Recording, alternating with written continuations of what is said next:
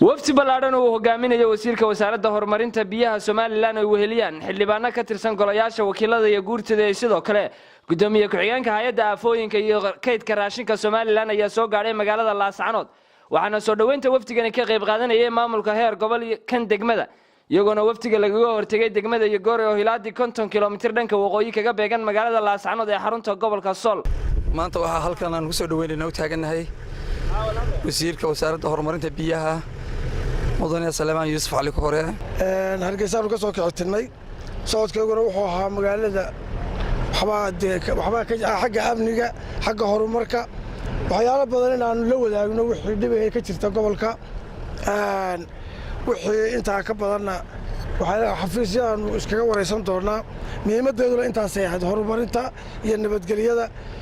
وحي دبي قبلك طبعا يين عنه كلا حاجونه وكلا الأول يعني ayaa socodkayagu ahaa saadindina ku aragtaan maanta waxaan soo dhaweynaa wafti ballaaran oo hogaaminayo wasiirka wasaaradda kheyraadka biyaha Salmaan Cali Koore waftigaas oo isugu jira uu ka nimid yahay gudoomiye ku-xigeenka xisbiga kulmiye Xuseen Cadde xildhibaanada labada gole maareeyaal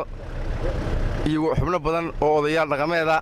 waxaan leenahay ku soo dhawaada magaalada Laascaanood waftigan ayaa markii dambe loo soo galbiyay dhinaca iyo magaalada Laascaanood waxayna kulan iscogoraysi ku qabteen hotel Casuura iyagoona markii dambe ka warbixiyay ujeedka safarkooda waxaan leenahay soo dhawaada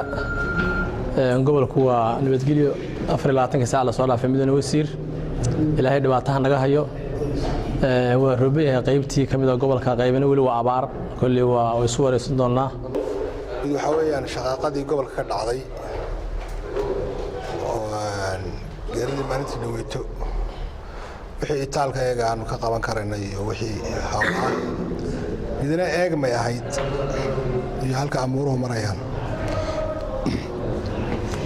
waliba intaa ku ekaan meynaynan xagga sanaagna u gudubnana baa qorshaha ayagu yahay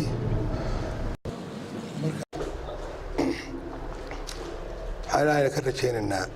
nabad iyo raxmaadna ilaahay waa ka rajaynaynaa inta gobolka iyo nabadgelyada iyo wixii gobolka hore uga dhacay aad garan karaysaan wixii xukuumad ahaan iyo dawlad ahaan inaanu la eegno gobolka sida ugu habboon ee wax loo qaban karo guud ahaanba nabadgelyada dalka runtii iyo arrimaha kale ee adeega bulshada la xidhiidha dawladnimada ee anigu hadda biyaha oo aan ku magacawnahay ay ugu horeyso inaan eego oo mashaariic badan oo socoto Laascaanood ka socoto ergaabo ka socoto meelo badan ka socoto inaan bal eego waxa xaaladdu sida ay tahay mashaariicdu sida u socoto dhulka biyaha yaraanta iyo dhibaatada ay abaaruhu ka jiraan inaan u kuur galo Miir Saciid bila bulsha TV Laascaanood